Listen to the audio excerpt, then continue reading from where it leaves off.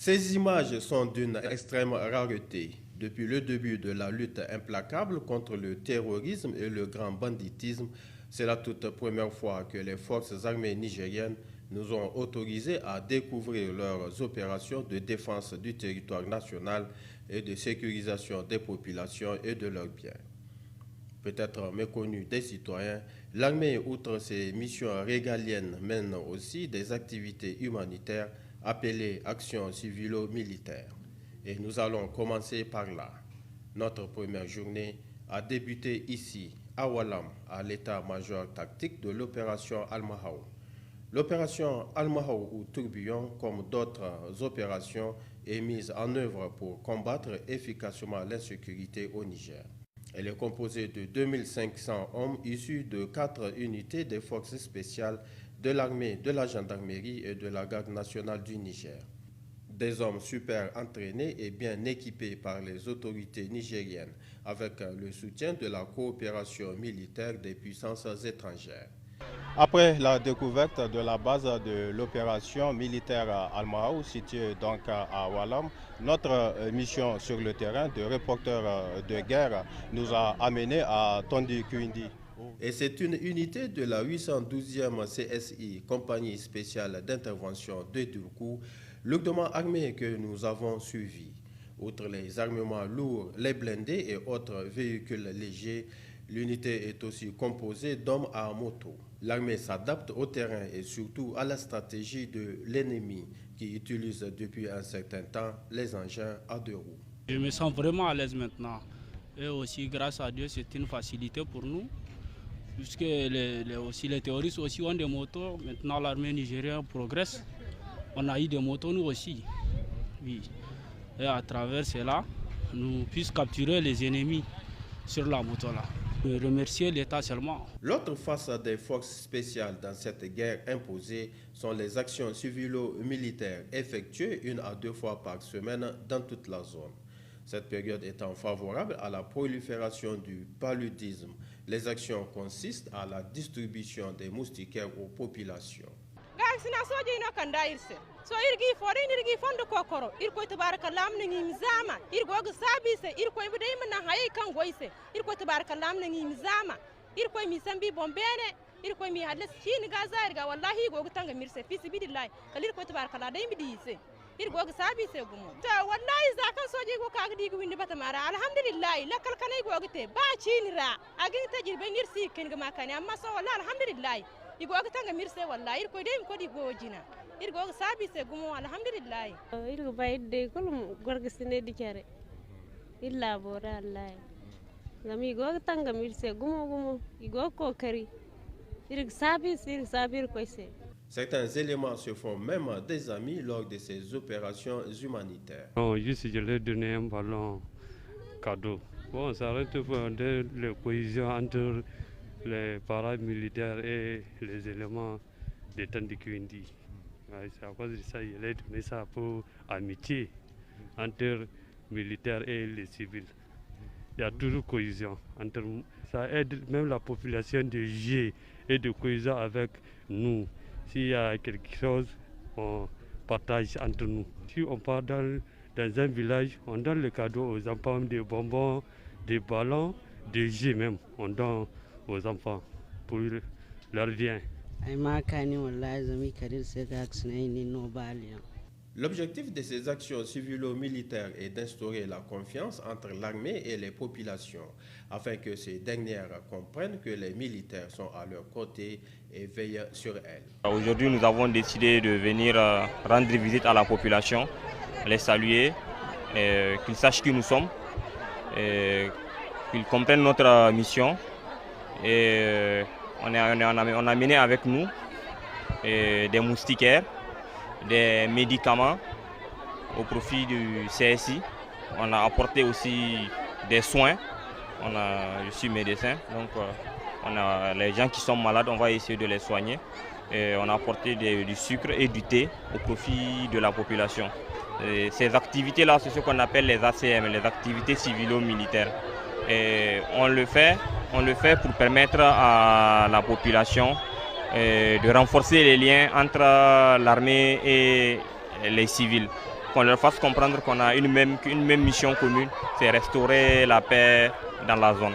Au deuxième jour de notre mission avec les forces spéciales sur le terrain des opérations, nous avons quitté la zone de Walam pour Abala, toujours sous contrôle de l'opération Al-Mahao. Dans cette zone où des attaques meurtrières ont été menées par les terroristes contre les bases militaires à Chinagoder et Inates, tout comme à Walam et d'autres localités de notre pays, les forces de défense et de sécurité ont été un moment déstabilisées. Mais aujourd'hui, la situation sécuritaire s'est nettement améliorée dans toutes les zones en proie à l'insécurité et les populations vaquent paisiblement à leurs occupations. En fait, l'attaque de Tamalolo, c'est ça qui a signé presque la défaite totale des terroristes dans la zone de Abala. Bien que la première attaque qui a eu lieu entre Garci et les terroristes, nos éléments de Garci se sont vaillamment défendus. Ils ont fait subir à l'ennemi des pertes assez impressionnantes. Et d'où, depuis ce temps-là, en fait, presque les touristes avaient peur de croiser Garci sur leur chemin. C'est une très bonne prouesse qui s'est passée. Avec l'attaque de Tamalolo, je crois que c'est là où ils ont perdu énormément d'éléments. Et c'est à partir de cela que l'accalmie est en train de revenir, la paix est en train de revenir dans notre département. Aujourd'hui, il est difficile de trouver des motos qui circulent à plus de 2 ou 3. C'est soit une moto, soit 2 motos. Pour moi, même les touristes n'existent plus, c'est des bandits armés, c'est le résidu. C'est des trucs un peu résiduels qui existent aujourd'hui. Qu'est-ce que j'appelle terroriste? Un terroriste, c'est pas quelqu'un qui va pour prendre la zakat, qui dit vite, vite, donnez-moi, parce que les militaires vont venir me tuer. Pour moi, le terroriste, c'est quelqu'un qui déjà a vendu sa vie. En fait, quand il va en mission, il n'a pas peur de mourir. Dès lors qu'il dit que donnez-moi vite ce que je suis venu chercher, j'ai peur de l'armée qui va venir me tuer, ça veut dire qu'il ne répond plus. Il ne répond plus. Ça veut dire que ce n'est pas quelqu'un, si on juge ce qu'on lui a inculqué de la tête, s'il l'a déjà enlevé, ce n'est plus le terroriste, c'est un truc, un bandit résiduel. Même en Europe aujourd'hui, il est difficile de trouver un truc zéro. Il est difficile de trouver, de dire qu'il n'y a pratiquement rien. Ici, il y en a. Il y en a quelques petites brebis galeuses, quelques petits bandits qui circulent et qui raquettent des gens. Il est difficile de dire qu'à 100%, la paix s'est installée. Si je vous ai dit qu'il y a eu des attaques, si je vous ai dit que avec l'attaque de Tamalolo, ce sont nos valeureux soldats, sans l'aide de quelqu'un d'autre, qui ont fait subir à l'ennemi une perte terrible. On était tous contents. Parce que voilà, ils sont arrivés à faire quelque chose de terrible. Pas d'inattendu, mais de terrible. Et on souhaite qu'ils continuent dans le même sens. Et Inch'Allah, on est presque au bout de cette affaire. À Abala donc, nous avons été embarqués dans une opération de patrouille et de fouille des villages conduite par un bataillon mobile des forces armées et des forces spéciales de la gendarmerie et de la garde nationale. L'opération a été menée en temps réel à travers une patrouille dans la brousse, à la touche des terroristes ou des bandits armés et des fouilles minutieuses des maisons et des cases dans les hameaux, à la recherche des motos, de carburant ou des provisions de vivres des ennemis qui, selon les renseignements reçus par les forces de défense et de sécurité, sont disséminés dans les habitations. Cette opération nous a permis de constater une réelle accalmie et une quiétude au sein des populations.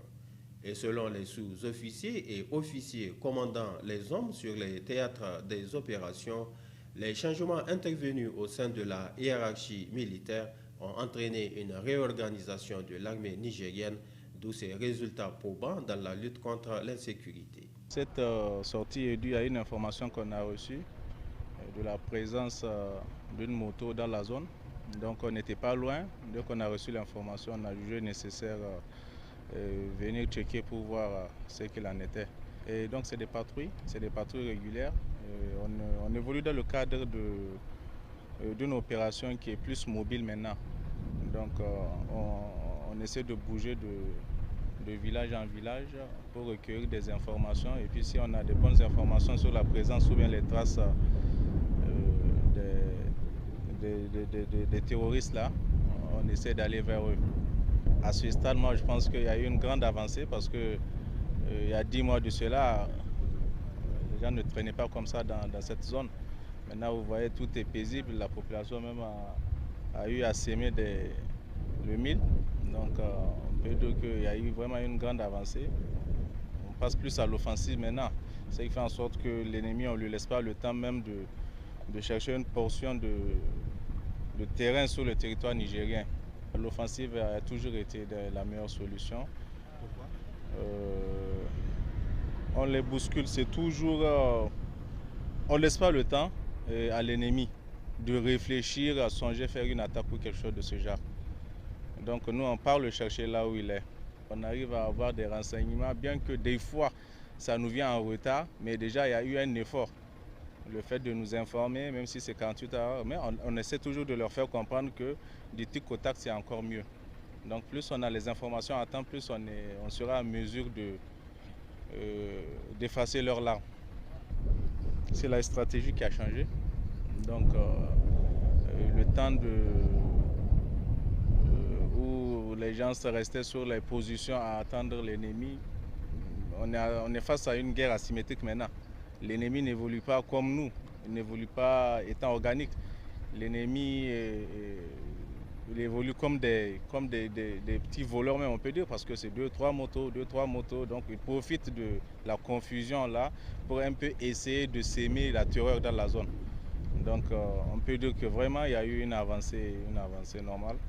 Les méthodes utilisées lors des opérations, notamment les saisies des motos et les fouilles des maisons, sont bien comprises des populations qui félicitent et encouragent les FDS dans leur mission, car cette présence les rassure.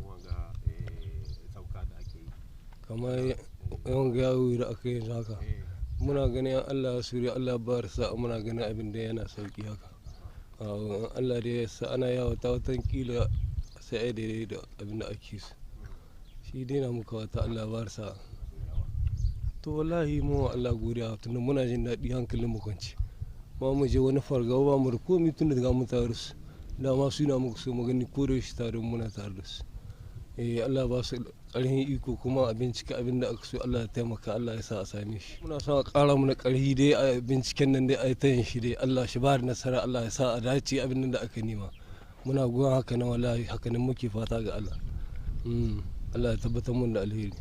Les forces de défense et de sécurité, avec des moyens adéquats, sont fortement présentes dans toutes les zones d'insécurité.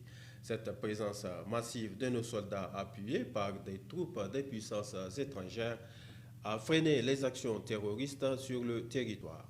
Partout où elle passe, l'armée est chaleureusement applaudie par les populations qui sont aujourd'hui en confiance et fières de nos soldats.